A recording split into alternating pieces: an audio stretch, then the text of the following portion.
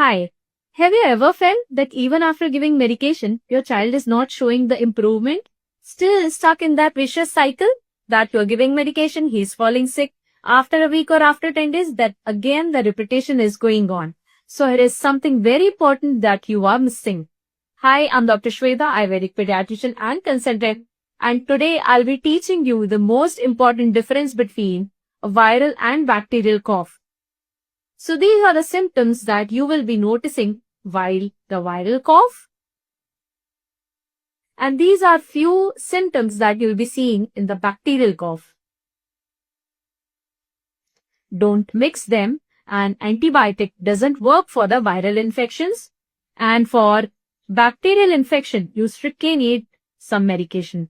So go and reach out your nearest Vaidya. And if you like the content, do share it with all the parents, those who are struggling with their kids in this issue. Thank you.